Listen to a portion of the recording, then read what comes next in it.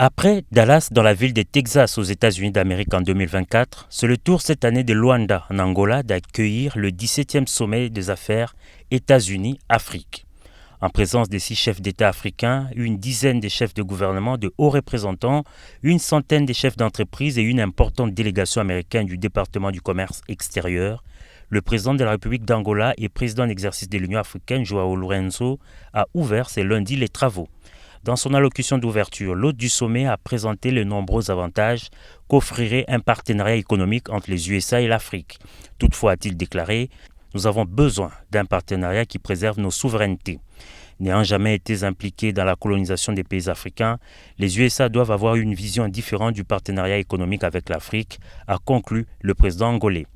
Intervenant dans le même sens, le président de la Commission de l'Union africaine s'est quant à lui interrogé sur la faisabilité de ce partenariat au moment où 36 pays africains sont frappés d'interdiction des visas, l'AGOA supprimée et les taxes imposées aux pays africains.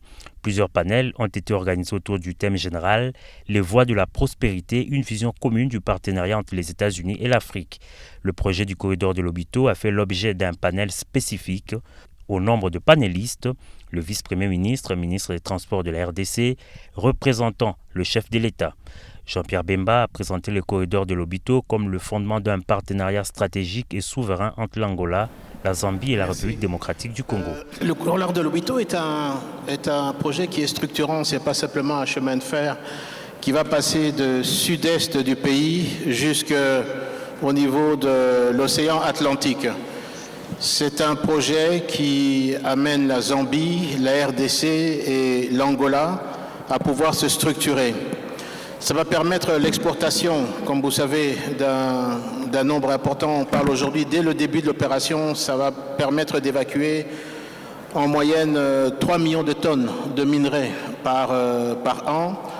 Vous savez que dans les exportations actuelles sur les minerais, 65% de nos revenus viennent du cuivre et 25% plus ou moins, 15 à 25% viennent du cobalt. Ces corridors est particulièrement crucial pour les minerais tels que le cuivre et le cobalt qui représentent respectivement environ 65% et 15% de revenus d'exportation de la RDC, a renchéri le vice-premier ministre.